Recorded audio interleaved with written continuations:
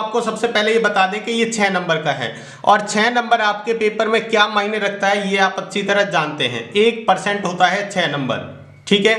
तो आपका पता है पूरे पेपर में जो सभी मार्क्स आते हैं उनका 1% है ये, और 1% आपको क्या मायने रखता है ये खुद आप अच्छी तरह जानते हैं। तो देखो पार्ट नंबर 3 है अंग्रेजी साम्राज्य का प्रतिकार और संघर्ष, यानी अंग्रेजी साम्राज्य उसका प्रतिकार कैसे और उसका क्या क्या संघर्ष किए उसके बारे में। तो सबसे पहले देखो आपको पता है जैसे कि पश्चिमी देशों का उद्देश्य था, पश्चिमी देश में मतलब कौन कौन से हैं, जैसे यूरोपीय देश थे, उनका उद्देश्य क्या था, दूसरे देशों में जाकर व्यापार करना और वहां से पैसा कमाकर लाना, ठीक है। तो इसी की तरह जैसे ईस्ट इंडिया कंपनी थी वो भी भारत के अंदर आई थी व्यापार के लिए। तो देखो अपन पढ़ेंगे 1757 ईस्वी से 1857 ईस्वी तक स्वतंत्रता की चेतना, इसके बारे में। तो सबसे पहले पढ़ेंगे ईस्ट इंडिया कंपनी की स्थापना। जो ब्रिटेन के अंदर ईस्ट इंडिया कंपनी की स्थापना की थी वो कई व्यापारियों ने मिलकर की थी। जो व्यापारी वर्ग था उन्होंने क्या था, कई व्यापारी जो प्रमुख व्यापारी थे उन्होंने मिलकर क्या किया, पहले व्यापार से पैसा कमाते थे, फिर उन्होंने एक योजना के तहत एक कंपनी बनाई और उस कंपनी के थ्रू अपना बिजनेस स्टार्ट करना शुरू किया। तो इस कंपनी की जो उन्होंने स्थापना की थी वो थी 23 सितंबर 1600 के अंदर। 23 सितंबर 1600 में क्या किया इन्होंने, कंपनी की स्थापना की। किन्होंने की थी, व्यापारियों ने, यानी बिजनेसमैन ने इन्होंने क्या किया था, इनकी कंपनी की स्थापना की और इसका नाम था British east India company. British east India company की स्थापना की। 31 दिसंबर 1600 को ब्रिटिश महारानी एलिजाबेथ प्रथम ने ईस्ट इंडिया कंपनी को पूर्व के साथ व्यापार करने का अधिकार पत्र दिया। यानी जो इन्होंने व्यापारी थे इन्होंने क्या किया, जो दूसरे देशों में यानी भारत में जैसे आकर क्या करना, व्यापार करने का उन्होंने जो अधिकार पत्र है वो एलिजाबेथ यानी इंग्लैंड की महारानी थी एलिजाबेथ, उनसे क्या लिया उन्होंने, अधिकार पत्र ले लिया कि हम विदेश में जाकर व्यापार करना चाहते हैं। तो शुरू में तो ये क्या है 15 वर्ष के लिए दिया था, भारत में इन्होंने 15 वर्ष व्यापार करने के लिए, ताकि वो भारत में आकर व्यापार कर सके 15 साल तक। लेकिन बाद में क्या हुआ, बीच में आकर इन्होंने उसको बढ़ा दिया था, अनिश्चित समय के लिए कर दिया था। तो अधिकार पत्र दिया। 1612 में सूरत में अंग्रेजों की स्थायी व्यापारी कोठी की स्थापना की और 1600 में आए थे और 12 वर्ष में इन्होंने क्या किया, सूरत के अंदर अंग्रेजों ने क्या, स्थायी व्यापारी कोठी। अब कोठी क्या होता है, व्यापारी कोठी एक तो होता है, देखो अपने किसी कंपनी की स्थापना करते हैं, कंपनी का बड़ा रूप, बहुत ज्यादा बड़ा रूप होता है, कंपनी से भी बड़ा रूप होती है कोठी, वहां उन्होंने स्थापना कर ली। और 1604 में मद्रास में फोर्ट सेंट जॉर्ज किले का निर्माण करवाया। इन्होंने क्या किया था 1604 में, 1600 में आए थे, 1604 में मद्रास में यानी चेन्नई में इन्होंने एक किले का निर्माण कराया जिसका नाम था फोर्ट सेंट जॉर्ज किला। वो उसका निर्माण इन्होंने चेन्नई के अंदर, चेन्नई को पहले नाम था मद्रास, उसके अंदर 1604 में इन्होंने करवाया था। इसके बाद है मुगल सम्राट फारूक सियर का फरमान। फारूक सियर का फरमान, अब ये फारूक सियर क्या था, उस समय जो मुगल बादशाह था, जो यानी पूरे हिंदुस्तान का मुगल बादशाह कौन था, फारूक सियर। अब फारूक सियर का फरमान क्या था, एक समय ये क्या हो गया था, बीमार हो गया था। तो उस समय इंडिया के जो कोई भी वैद्य या डॉक्टर इसका इलाज नहीं कर पाया। तब एक ब्रिटिश डॉक्टर था, यानी ब्रिटेन के जब ब्रिटिश कंपनी यहाँ पर आई थी उनके साथ डॉक्टर भी आए थे, उस डॉक्टर ने क्या किया, इस फारूक सियर का इलाज कर दिया। तो इससे खुश होकर फारूक सियर ने क्या किया, 1717 ईस्वी में मुगल बादशाह ने एक शाही फरमान जारी किया। ठीक है, क्या फरमान जारी किया उन्होंने, कि अंग्रेजों को बंगाल के बिना चुंगी का व्यापार, यानी बिना टैक्स के वो व्यापार कर सकते हैं बंगाल के अंदर, और सिर्फ 3000 रुपये नजराना देना होगा साल का, एक साल का मात्र 3000 रुपये। तो 3000 रुपये उस समय की राशि देखी जाए तो बहुत कम थी, अभी तो बहुत ही ज्यादा कम है, उस समय भी 3000 रुपये बहुत कम था, जबकि बंगाल करोड़ों रुपए का बिजनेस करता था उस समय। लेकिन उसमें सिर्फ 3000 रुपये नजराने देने के लिए उन्होंने उसको माल पर सीमा शुल्क, यानी बाहर विदेश में लाने ले जाने वाले माल के ऊपर क्या कर दिया, टैक्स फ्री कर दिया अंग्रेजों का। सिर्फ उस एक डॉक्टर से इलाज करने से खुश होकर इन्होंने ये सारा कर दिया फारूक सियर ने। ठीक है, 3000 रुपये नजराने में क्या कर दिया, उसको शुल्क मुक्त कर दिया, यानी सीमा शुल्क मुक्त, उस पर कोई टैक्स नहीं लगेगा, अंग्रेज जो भी व्यापार करेंगे उन पर कोई टैक्स नहीं लगेगा। कंपनी ने माल को विभिन्न स्थानों पर ले जाने की अनुमति जारी कर दी और साथ में कहीं भी माल ले जा भी सकते हैं, इंडिया में से माल कहीं भी दूसरे देश में भी ले जा सकते हैं, तो उनको ये दे दिया। ये किसने दिया था, फारूक सियर ने, और ये जो बाद में भारत के लिए बहुत ही हानिकारक साबित हुआ। देखो इसके बाद बात करते हैं प्लासी के युद्ध की। तो 1757 ईस्वी के पूर्व अपनी सर्वोच्च स्थापित कर ली थी, यानी प्लासी के युद्ध से पहले अपने क्या है, सर्वोच्चता स्थापित कर ली थी ब्रिटिश ने। मुगल के फरमान से ईस्ट इंडिया कंपनी का बंगाल में हस्तक्षेप बढ़ गया। ठीक है। बंगाल में क्या हुआ, जो मुगल के फरमान थे, ईस्ट इंडिया कंपनी का बंगाल में हद से बढ़ गया। ईस्ट इंडिया कंपनी क्या है, बंगाल में आ गई। जो फारूक सियर था उसने क्या दिया, सारी की सारी उसको स्वतंत्रता दे दी बिजनेस करने की, और साथ में टैक्स फ्री भी कर दिया। जबकि भारत का जो बिजनेस था उसके ऊपर टैक्स लगता था, यहाँ का स्वदेश में ही क्या लगने लग गया, टैक्स लगने लग गया। तो जब सिराजुद्दौला क्या बना, वहां का नवाब बना, तो वो चाहता था कि भारत में ये जो अंग्रेज टैक्स दे रहे हैं, तो उन्होंने पहले तो अंग्रेजों को कहा कि आपको टैक्स देना पड़ेगा 9%। तो उन्होंने, अंग्रेजों को ये राय पसंद नहीं है, उन्होंने कोई, अब लगभग सारी जगह सत्ता स्थापित कर चुका था तब तक ब्रिटिश, तो उन्होंने ये मना कर दिया।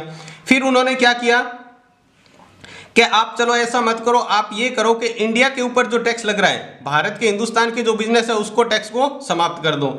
लेकिन ये क्या हुआ, अंग्रेजों ने उसको खुद को ही नवाब बनाया था, लेकिन बाद में वो क्या करने लग गया, उसको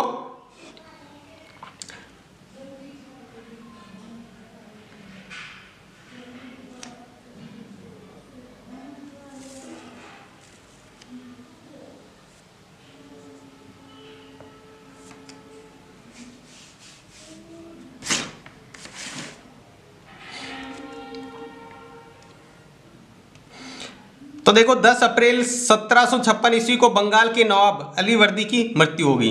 तो अलीवर्दी की मृत्यु के बाद में क्या है, इसी के छोटी जो पुत्री थी उसके पुत्र सिराजुद्दौला को क्या बनाया, वहां का नवाब बना दिया। तो नवाब बनाने के बाद में क्या हुआ, अब उसको नवाब बना दिया तो उसका दूसरे लोग क्या चाहते थे, खुद नवाब बनना, तो उससे क्या हुआ, आपसी मतभेद हो गया, जिससे क्या हुआ, अंग्रेजों को फायदा उठाया। और 23 जून 1757 ईस्वी को प्लासी का युद्ध हुआ, जिसमें क्या हुआ, अंग्रेजों की विजय हुई और नवाब मारा गया, यानी सिराजुद्दौला की मृत्यु होगी। इसमें क्या हुआ, जो ये मीर जफर था, इसने क्या किया, इस जो सिराजुद्दौला था इसका ये सेनापति था, इसने क्या किया, इसके साथ गद्दारी की और अंग्रेजों के साथ मिल गया, और बिना युद्ध हुए ही क्या हुआ, सिराजुद्दौला यहाँ से हार गया, जबकि युद्ध हुआ ही नहीं था। जबकि यहाँ पर अपने इतिहास में पढ़ने को मिलता है कि सिराजुद्दौला की 50,000 की सेना थी, जबकि अंग्रेजों की मात्र 3,000 की सेना थी। यह सिराजुद्दौला की 50,000 की सेना थी, जबकि जो अंग्रेज थे वो 3,000 थे। तो सिराजुद्दौला ने सोचा युद्ध तो जीते हुए सिर्फ 50,000 के सामने 3,000, लेकिन इस मीर जफर की गद्दारी की वजह से युद्ध हार गए, और जिसकी वजह से ये सिराजुद्दौला है वो मारा गया। और उन्होंने, अंग्रेजों ने इसके साथ मिला, मीर जफर को कहा था कि अगर तू हमारे साथ मिलेगा तो हम तेरे को बंगाल का नवाब बना देंगे। तो उसके बाद उसको बंगाल का नवाब बना दिया। अब बंगाल का नवाब बनाने के बाद में मीर जफर पूरे के पूरे अंग्रेजों के इशारे पर चलता था। वो चाहते तब जितना उसके जो धन है, जो उसके राज्य का जो धन था वो लूट लेते थे, सब कुछ कर लेते थे। फिर धीरे धीरे इसको क्या हुआ, टॉर्चर होने की वजह से इसने क्या किया, अंग्रेजों के साथ आनाकानी करनी शुरू कर दी। तो अंग्रेजों ने इसको क्या कर दिया, वहां से पद से हटा दिया, और उसकी जगह मीर कासिम को क्या बना दिया, वहां का नवाब बना दिया। अब बंगाल का नवाब कौन है, मीर कासिम को बना दिया। उसके बाद बक्सर के युद्ध की बात करें, ये तो था प्लासी का युद्ध।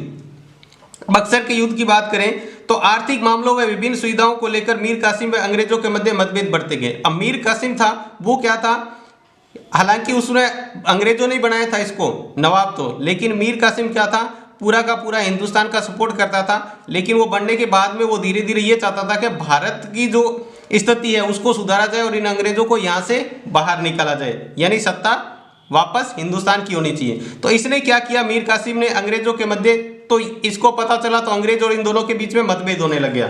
तो अंग्रेजों और इनके बीच मतभेद होने से जिसके परिणाम स्वरूप 22 अक्टूबर 1764 को बक्सर का युद्ध हुआ। अब ये जो कासिम, मीर कासिम चाहता था कि जो अब अंग्रेजों के जो माल था यहाँ पर इंडिया में जो बिकता था उसका पर कोई टैक्स नहीं लगता था, तो वो सस्ता बिकता था, ठीक है, कीमत कम होती थी। जबकि इंडिया में, इंडिया का बना हुआ जो हिंदुस्तानी व्यापारी थे उनके ऊपर, माल के ऊपर टैक्स लगता था, जिसकी वजह से वो महंगा बिकता था, तो लोग उसको खरीदते नहीं थे। तो मीर कासिम ने अंग्रेजों को कहा जो इंडिया के ऊपर टैक्स लग रहा है उसको बंद कर दो। तो अंग्रेजों ये बंद करना नहीं चाहते थे, तो वो उसके ऊपर गद्दारी की वजह से उसने क्या किया, मीर कासिम ने, अवध का नवाब था सिराजुद्दौला, मीर कासिम ने अवध के जो राजा था सिराजुद्दौला नवाब, और जो मुगल बादशाह था शाह आलम द्वितीय, इसके साथ मिलकर क्या किया, इन तीनों ने मिलकर क्या किया, अंग्रेजी सेना के साथ युद्ध किया, जिसको अपन बक्सर का युद्ध कहते हैं, ठीक है। कौन कौन था इसमें, मीर कासिम ने किसको मिलाया था, सिराजुद्दौला जो अवध का राजा था, नवाब था, और शाह आलम जो क्या था, मुगलों का बादशाह था, ठीक है। इससे अंग्रेजी विजय हुई, लेकिन इस युद्ध में कौन हुआ? अंग्रेजी, यानी अंग्रेज क्या हुए? जीत गए। देखो इसके बाद क्या है, अंग्रेजों ने जैसे ही अंग्रेजों की विजय हुई तो उन्होंने क्या किया, बिहार, बंगाल और उड़ीसा उसका पर दीवानी अधिकार कर लिया, यानी जो भी टैक्स वगैरह थे उनके ऊपर पूरा का पूरा अधिकार किसने कर लिया? अंग्रेजों ने कर लिया। ठीक है, और जिससे भारत में उद्योगों और व्यापार में क्या हुआ? बहुत बड़ी हानि हुई, बहुत बड़ा नुकसान हुआ। उसके बाद अंग्रेजों तथा मराठा व मैसूर से संघर्ष, यानी अंग्रेजों का मराठों से और अंग्रेज का मैसूर से जो संघर्ष हुआ उसके बारे में बात करेंगे। तो देखो 1772 ईस्वी में पेशवा माधव राव की मृत्यु के बाद उसका भाई नारायण पेशवा बना, यानी पेशवा मतलब वहां का जो राजा जिसको कह सकते हैं वो बना, शासक बना। परंतु पूर्व पेशवा का चाचा रघुनाथ राव स्वयं पेशवा बनना चाहता था, यानी वो स्वयं क्या करना चाहता था? पेशवा बनना चाहता था। रघुनाथ राव, यानी उसका पहले माधव जो राव था उसकी मृत्यु हो गई और उसका भाई नारायण राव पेशवा बन गया, लेकिन उसके जो पूर्व था माधव, इसका चाचा था, वो बनना चाहता था, स्वयं पेशवा बनना चाहता था। ठीक है, तो 6 मार्च 1775 को उसने अंग्रेजों के साथ सूरत की संधि कर ली, यानी जो रघुनाथ था इसने क्या किया? अंग्रेजों के साथ मिलकर उसकी संधि कर ली, जिसमें अंग्रेज रघुनाथ राव को पेशवा बनाने की मदद करेंगे और पेशवा अंग्रेजों को बेसिन और सालसेट तथा सूरत की लगान का आधा भाग देगा। यानी उन्होंने ये संधि कर ली, इसके साथ ये अंग्रेजों के साथ मिल गया और अंग्रेजों के साथ मिलकर रघुनाथ ने क्या किया? इस तरह की डील कर ली कि जो अंग्रेज उसको क्या करेंगे? वहां का पेशवा बना देंगे। ठीक है, अंग्रेज क्या करेंगे? उसको, रघुनाथ को पेशवा बना देंगे, जबकि क्या करेगा वो? पेशवा बनने के बाद अंग्रेजों को बेसिन स्थान का और सालसेट का और सूरत का जो भी लगान होगा उसका आधा भाग अंग्रेजों को देगा। इससे मराठा तथा अंग्रेजों के बीच संघर्ष की स्थिति आ गई, जिससे क्या हुआ? मराठों ने सोचा ये तो मराठा होकर उसका साथ दे रहा है, तो इससे क्या हुआ? मराठों और अंग्रेजों के बीच संघर्ष हुआ, यानी युद्ध हुआ। अब इसके कौन कौन से युद्ध हुए वो पढ़ते हैं। सबसे पहले अपन पढ़ेंगे आंग्ल मराठा युद्ध, यानी अंग्रेजों और मराठों के बीच जो युद्ध हुआ था उसके बारे में अपन बात करेंगे। तो 18वीं शताब्दी में क्या था? मराठों का बहुत ज्यादा वर्चस्व था, शक्तिशाली थे मराठा 18वीं शताब्दी में। लेकिन धीरे धीरे क्या हुआ? मराठा क्या होने लगे? जो पानीपत का युद्ध हुआ था 14 जनवरी 1761 को, उसके बाद मराठा क्या हो गए? कमजोर होने लगे। ठीक है, तो उससे क्या हुआ? कमजोर होने लगे तो फिर क्या हुआ? जो आपको बताया था स्थिति आई कि उसको नारायण को वहां पर पेशवा बना दिया, जबकि रघुनाथ क्या था? उसका चाचा रघुनाथ क्या बनना चाहता था? पेशवा बनना चाहता था, जिससे मराठों और आंग्लों के बीच, अंग्रेजों के बीच क्या हुआ? संघर्ष हुआ। तो देखो इसमें 3 संघर्ष हुए, 3 युद्ध हुए। ठीक है, 3 युद्ध में पहला है प्रथम आंग्ल मराठा युद्ध, जो कब हुआ था? 1775 से 1782 ईस्वी तक चला था। 1775 से लगाकर 1782 ईस्वी तक चला था। 1775 में मराठों व अंग्रेजों के बीच युद्ध छिड़ गया, जिसमें अंग्रेजी सेना ने पराजय हुई और 29 जनवरी 1799 को बाड़गांव की अपमानजनक संधि करनी पड़ी, यानी 1775 में मराठों और अंग्रेजों के बीच युद्ध हुआ। ठीक है, जिसमें क्या हुए? अंग्रेज हार गए, तो अंग्रेजों को क्या करना पड़ा? मराठों के साथ संधि करनी पड़ी, एक आपत्तिजनक संधि, यानी हारने के बाद में जैसा मराठों ने कहा उनको वैसा करना पड़ा। ये संधि कब हुई? 29 जनवरी 1799 को हुई, जिसको कहते हैं बड़गांव की संधि। ये बड़गांव की संधि, ये आपका प्रश्न 2019 के अंदर इसके ऊपर प्रश्न आया था। ठीक है, संधि करनी पड़ी। संधि में क्या कहा? जो भी मराठों ने, जो पहले अंग्रेजों ने मराठों से जो स्थान जीते थे, ठीक है, वो उनको वापस करने पड़े। जो उन्होंने स्थान जीत रखे थे वो क्या करने पड़े? उनको वापस करने पड़े और 41,000 रुपये उनको जुर्माना भी देना पड़ा मराठों को। कितने? 41,000 रुपये भी देने पड़े। उस समय 41,000 रुपये दिए और साथ में जो अंग्रेजों ने पहले मराठों से जो स्थान जीता था वो भी उनको वापस देना पड़ा। उसके बाद है द्वितीय आंग्ल मराठा युद्ध। ये चला था 1802 से 1805 तक। पहला चला था 1775 से 1782, दूसरा चला था 1802 से 1805 ईस्वी तक।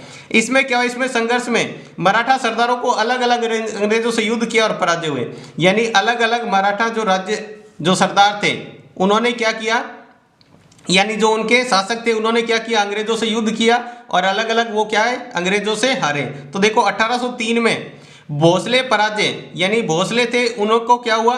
पराजय का सामना करना पड़ा अंग्रेजों से। ये भोसले थे, ये अंग्रेजों से हारे और उनको कौन सी संधि करनी पड़ी? देवगांव की संधि। अंग्रेजों से संधि करनी पड़ी, जिसको कहते हैं देवगांव की संधि। ये संधि हुई थी 17 दिसंबर 1803 को। 17 दिसंबर 1803 को देवगांव की संधि हुई, यानी जैसा फिर अंग्रेजों ने कहा उसको स्वीकारना पड़ा। वहीं 1803 में एक और सिंधिया पराजय हुआ। सिंधिया वो भी अंग्रेजों से पराजय हो गया और उनको सूरजी अर्जुन की संधि हुई, सूरजी अर्जुन गांव की संधि हुई। अंग्रेजों और इसके बीच, सिंधिया के बीच सूरजी अर्जुन गांव की संधि हुई, जो हुई थी इससे 13 दिन बाद में, यानी 30 दिसंबर 1803 को। ये 17 दिसंबर 1803, ये 30 दिसंबर 1803 को। फिर 1806 में होलकर, जो होलकर है वो भी क्या हुआ, अंग्रेजों से पराजय हो गया। ये भी मराठा था जो अंग्रेजों से पराजय होगा और इसने राजघाट की संधि की, राजघाट की संधि की, जो जनवरी 1806 में हुई। ये देखो दिसंबर, ये जनवरी, ठीक है।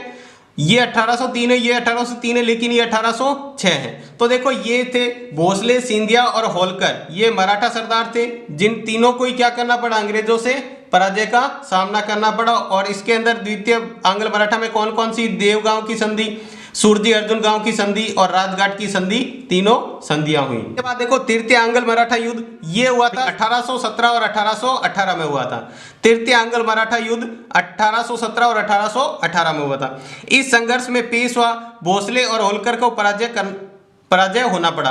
अब देखो वो जो पहले पराजय हुए थे, वापस बदला लेने के लिए दोबारा से उन्होंने क्या किया, उसके साथ युद्ध किया। पेशवा ने और भोसले ने और होलकर ने, उनको क्या करना पड़ा, वापस अंग्रेजों से युद्ध किया और वापस पराजय हुए। फिर से अंग्रेजों के साथ संधि करनी पड़ी। इस बार अंग्रेजों ने क्या संधि की, पेशवा के पद को ही समाप्त कर दिया। उन्होंने संधि की, अब पेशवा का पद ही नहीं रहेगा, मतलब जो आपके मराठों का जो शासक था पेशवा, उसका पद ही समाप्त कर दिया गया। और जो लास्ट पेशवा था उसको क्या किया, 8 लाख रुपए वार्षिक पेंशन देना शुरू कर दिया, यानी हर साल उसको 8 लाख रुपए देंगे और साथ में बिठूर स्थान दे दिया, वहां पर भेज दिया कि आप वहां पर रहो, ये स्थान आपको दे दिया गया है और साथ में 8 लाख रुपए आपको वार्षिक पेंशन दिया जाएगा। तो ये था तृतीय आंग्ल मराठा युद्ध। तो ये इस तरह से आंग्ल मराठा के 3 युद्ध हुए थे, 3 संघर्ष हुए थे, जो ये हैं। उसके बाद है आंग्ल मैसूर संघर्ष, यानी ये तो था आंग्ल मराठा, अब है आंग्ल मैसूर संघर्ष। तो देखो प्रथम आंग्ल मैसूर संघर्ष 1767 में हैदर अली ने ब्रिटिश प्रभाव वाले क्षेत्रों को आक्रमण कर दिया और अंत में अंग्रेजों को पराजय हुई और अंग्रेजों ने हैदर अली के साथ 4 अप्रैल 1769 को मद्रास की संधि करनी पड़ी। देखो जो मैसूर का राजा था हैदर अली, इसने क्या किया, अंग्रेज क्या चाहते थे, सब जगह मैसूर पर भी अपनी सत्ता स्थापित करना चाहते थे, ठीक है। तो उन्होंने 1767 में क्या किया, ये जो हैदर अली था, इन्होंने क्या किया, ये क्या करना चाहता था, ब्रिटिश जो भी कंपनी थी उसको यहां से भगाना चाहता था, ब्रिटिश व्यापार को यहां से खत्म करना चाहता था हिंदुस्तान से। तो इन्होंने क्या किया, जो भी ब्रिटिश प्रभाव वाले मैसूर के अंदर जो भी क्षेत्र थे वहां पर क्या कर दिया, इसने आक्रमण कर दिया और अंग्रेजों को बुरी तरह पराजित कर दिया। और अंग्रेजों को फिर क्या करना पड़ा, आपत्तिजनक यानी अपमानजनक संधि करनी पड़ी उनके साथ। 4 अप्रैल 1769 को उन्होंने क्या किया, उनके साथ संधि की, किसके साथ, हैदर अली के साथ, और जो कहलाती है मद्रास की संधि। इस संधि के तहत जो भी मराठों ने पहले इसके क्षेत्र जीते थे, सॉरी अंग्रेजों ने जो भी पहले इनसे क्षेत्र जीते थे, तो उनको वापस करने पड़े। जो पराजय पहले अंग्रेजों ने इनके क्षेत्र जो जीत लिए थे वो उनको वापस देने पड़े। और द्वितीय आंग्ल मैसूर संघर्ष, उसके बाद है द्वितीय आंग्ल मैसूर संघर्ष। जो द्वितीय संघर्ष हुआ वो जुलाई 1780 में हैदर अली ने निजाम व मराठों के साथ मिलकर अंग्रेजों को पराजित किया। अब क्या किया, दोबारा से जो अंग्रेज हैं वो क्या कर रहे थे, पहले इन्होंने अंग्रेज ने क्या, हैदर अली ने अंग्रेजों को हरा दिया, तो अंग्रेज क्या चाहते थे, वापस हैदर अली से बदला लेना चाहते थे। लेकिन हैदर अली ने जुलाई 1780 में क्या किया, निजाम और मराठों के साथ मिलकर अंग्रेजों को फिर से हरा दिया। लेकिन 7 दिसंबर 1782 को हैदर अली की मृत्यु हो गई। वहीं क्या हुआ, पहले दोबारा से उनको हरा दिया, लेकिन 7 दिसंबर 1782 को क्या हुआ, हैदर अली की मृत्यु हो गई। और उसका पुत्र था टीपू सुल्तान, जिसको क्या बनाया गया, वहां पर शासक बना दिया। उसके ऊपर सारी की सारी जिम्मेदारियां टीपू सुल्तान पर आ चुकी थी। टीपू सुल्तान ने 1 वर्ष तक उसी युद्ध को जारी रखा, 1 साल तक उसको जारी रखा। फिर बिना कोई निर्णय के उन्होंने क्या किया, दोनों पक्षों में संधि, मैंगलोर की संधि हुई। दोनों पक्षों में क्या हुआ, कोई नतीजा नहीं रहा उस युद्ध का। 1 साल तक वो युद्ध चलता रहा और उसके अंदर मैंगलोर की संधि हुई। इसमें क्या हुआ, एक दूसरे के विजित प्रदेश वापस कर दिए गए और संधि ये हुई कि जो आपस में जीते हुए थे पहले प्रदेश, वो वापस उनको दे दिए गए। उसके बाद तृतीय आंग्ल मैसूर संघर्ष हुआ। तृतीय आंग्ल मैसूर संघर्ष, टीपू मालवार की सुरक्षा हेतु कोचीन स्थित डच दुर्ग कांगनूर व आईकोट को खरीदना चाहता था। अब ये क्या करना चाहता था, टीपू मालवार की सुरक्षा के लिए कोचीन में स्थित डच दुर्ग, कोचीन में जो डच दुर्ग था, ठीक है, उसको कांगनूर व आईकोट को खरीदना चाहता था, लेकिन अंग्रेज समर्पित ट्रावनकोर के राजा ने इन्हें खरीदने पर टीपू को नाराज कर दिया। यानी जो ट्रावनकोर था, अंग्रेजों का राजा था ट्रावनकोर, जो अंग्रेजों का शासन वहां पर शासन था, तो उसने क्या कर दिया, इसको खरीदने से मना कर दिया, यानी टीपू सुल्तान को देने से इसको मना कर दिया। तो अप्रैल 1790 में टीपू सुल्तान ट्रावनकोर पर आक्रमण कर दिया। 1790 ने क्या किया, नहीं मिलने के बाद जो टीपू सुल्तान था उसने अप्रैल 1790 में वो ट्रावनकोर था उसके ऊपर आक्रमण कर दिया। तो देखो, जैसे ही टीपू सुल्तान ने ट्रावनकोर पर आक्रमण किया था, उधर से कॉर्नवालिस ने क्या किया, कॉर्नवालिस ने विशाल सेना के साथ मैसूर पर आक्रमण कर दिया। टीपू सुल्तान ने उधर ट्रावनकोर पर आक्रमण किया, इधर पीछे से कॉर्नवालिस ने क्या किया, विशाल सेना के साथ मैसूर पर आक्रमण कर दिया। तो टीपू सुल्तान ने बहुत ही वीरता के साथ उनका सामना किया, ठीक है। लेकिन अंत में क्या हुआ, टीपू सुल्तान को 23 फरवरी 1792 को श्रीरंगपट्टनम की संधि करनी पड़ी। यानी बहुत ज्यादा संघर्ष करने के बाद में अंत में उसको क्या करना पड़ा, श्रीरंगपट्टनम की संधि करनी पड़ी। ये कौन सी संधि है, श्रीरंगपट्टनम की, 23 फरवरी 1792 में हुई थी, ठीक है। इसमें मैसूर का आधा भाग उसको क्या क्या देना पड़ा, देखो इस संधि में क्या क्या बातें हुई। एक तो मैसूर का आधा भाग उनको दे दिया, ठीक है, साथ में 3 करोड़ राशि भी उनको दे दी, और साथ में 2 पुत्रों को अंग्रेजों ने क्या बना लिया, बंधक बना लिया था। ये उसका तृतीय आंग्ल मैसूर संघर्ष हुआ था।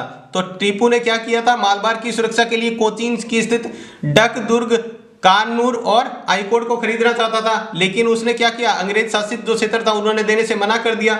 तो मना करने के बाद टीपू को क्या हुआ, गुस्सा आया और उसने क्या किया, ट्रावनकोर पर आक्रमण कर दिया।